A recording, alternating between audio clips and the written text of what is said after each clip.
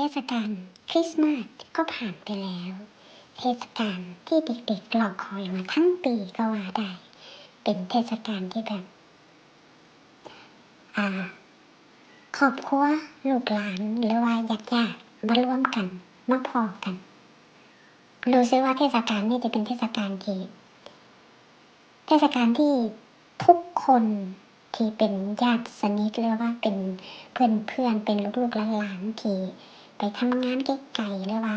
ย้ายถิ่นฐานไปอยู่แต่ละหม้องแต่ว่าพอกันมาโฮมกันประมาณนี้ปีหนึ่งก็คือเทศกาลนี่แหละและก็อีกเทศกาลหนึ่งก็คือเทศกาลต้อนรับฤดู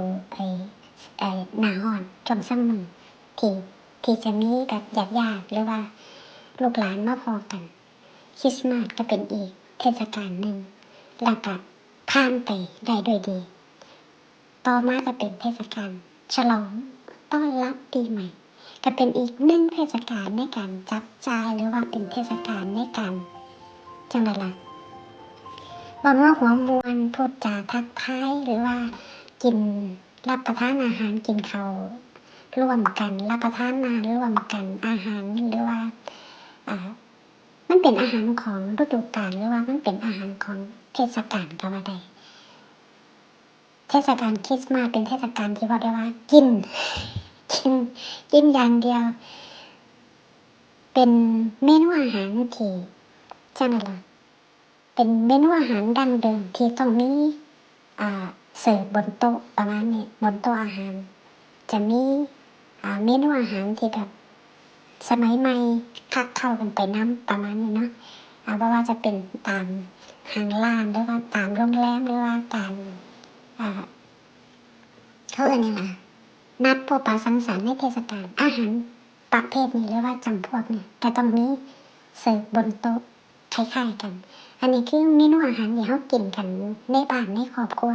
กับจะประมาณนี้แหละคล้ายๆกันเลยแต่จะบ่ถึงกับว่า 100% เราต้องมีอาหารแบบ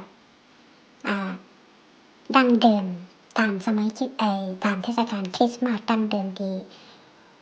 ผ่านมาเป็นร้อยๆปีแล้วเขามีเมนูอีหยังเนี่ยที่มันสำคัญเขาก็จะจัดมาสักเมนู2เมนูประมาณนี้แล้วก็จะมีหลายๆอย่างคักเข้ากันไปรายการอาหารหรือว่าเมนูอาหารก็จะมีประมาณนี้ค่ะพามาเป็นอาหารเมนูเทศกาลคริสต์มาสฉลองกันยาวเลยเทศกาลการกินตั้งแต่คริสต์มาสฮอดปีใหม่เบ็ดเสร็จ เป็นเทศกาลการกินการจับจ่ายการเฉลิมฉลองหรือว่าการบางคนเพิ่นก็ไปเที่ยวต่างแดนหรือว่าไปเยี่ยมญาติต่างแดนหรือว่าก็บ่แตกต่างกันกับบ้านเฮาเวลาปีใหม่สงกรานต์อิหยังเทศกาลที่แบบใหญ่ๆหยุดกันหลายๆมื้อต่อๆกันยิ่งปีนี้หยุดยาวกันหลายมื้อกันเลยทีเดียวก็เป็นเมนูอาหารของเทศกาลคริสต์มาสเอามาให้พี่น้องบ้านเฮานี่เบิ่งว่าเขากินกันประมาณนี้ล่ะอันนี้เป็นเมนูที่กินกันอยู่บ้านนะกินแบบญาติๆลูกๆหลานๆประมาณนี้เมนูอาหารก็จะประมาณนี้